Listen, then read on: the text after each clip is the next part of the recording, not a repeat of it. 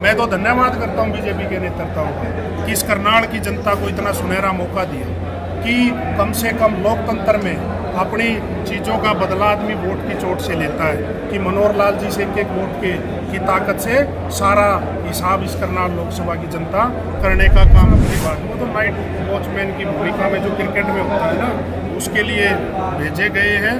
अब आप देखना करनाल में उपचुनाव है, सैनी साहब को भी पता लग जाएगा। करनाल की जनता विधानसभा और लोकसभा दोनों हराने का काम करेगी। हरियाणा कांग्रेस के पूर्व प्रदेश यूथ अध्यक्ष सचिन कुंडू ने दावा किया है कि मनोहर लाल खट्टर हरियाणा में सबसे ज्यादा वोटों से हारेंगे।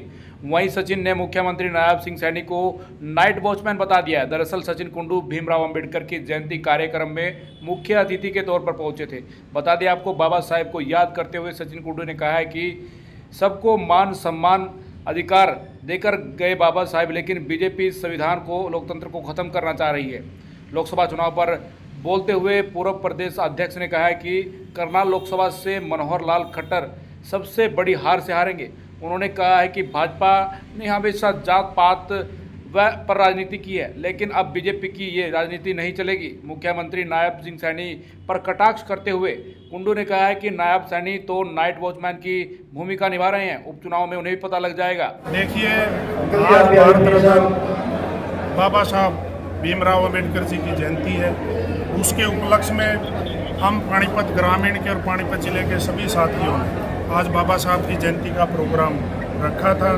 और आज सब ने जिस तरीके का आज देश में राजनीतिक माहौल है, जिस तरीके से 10 साल से केंद्र में भाजपा की सरकार है और वो इस संविधान को तोड़ना चाहती है, आज देश की सारी डेमोक्रेसी को ख़त्म करना चाहते हैं, आज देश का लोकतंत्र खतरे में है। आज एक एक साथी ने इस बात का प्रण लिया है कि बाबा साहब की जयंती पर उनके द्वारा लिखित इस संविधान के आज उनकी जयंती के अवसर पर कि ऐसी ताकतों को इस लोकसभा चुनाव में सत्ता से बाहर करने का काम करेंगे, ताकि ये ताकतें सत्ता से बाहर हों और इस देश का लोकतंत्र और संविधान की सुरक्षा हो उसके, जिसमें सब पूरे देश में सभी धर्मों को, सभी जातियों को समानता का अधिकार मिला, सबको बराबर का हक मिला।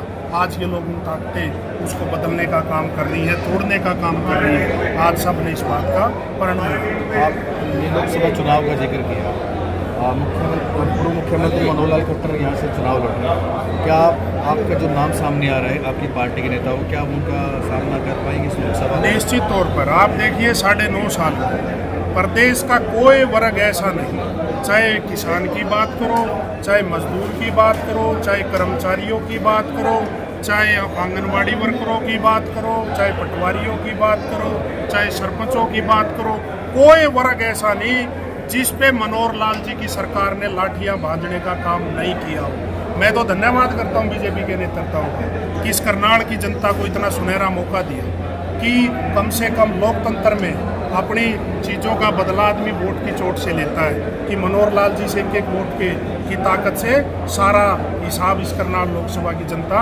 करने का काम करेगी। और आप देखोगे पूरे प्रदेश में सबसे बड़े मार्जिन से किसी की हार होगी तो वो मनोहर लाल खट्टर की हार। आपने जिक्र भी किया कांग्रेस गरीब के साथ है, बीजेपी धनाढ्य की पार्टी है, जबकि अब की बार बीसी एक मुख्यमंत्री बनाया गया बीजेपी की तरफ से, उसको किस नजरिए से देखते हैं? देखिए, भाजपा ने इस देश में कोई काम नहीं किया, सिर्फ धर्म के नाम पे, जात पात के नाम पे वोटों का ध्रुवीकरण करने का काम किया।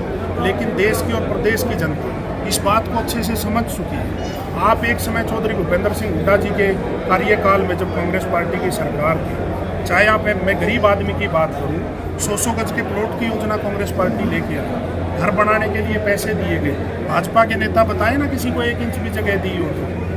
आप इतनी स्कॉलरशिप गरीब से गरीब बच्चों को नर्सरी से लेके +2 तक सवाल न जाने कितनी योजना। आपने बिल्कुल ठीक है, लेकिन सवाल ये उठता है इतनी सुविधाएं दी, लेकिन जनता ने फिर दूर क्यों कर दिया? मैं वही कह रहा हूँ कि सिर्फ जात पात के और धर्म के नाम पर इनके जुमले इतने बड़े थे कि 15-15 लाख रुपए खाते में आएंगे, 2 करोड़ युवाओं को रोजगार देंगे।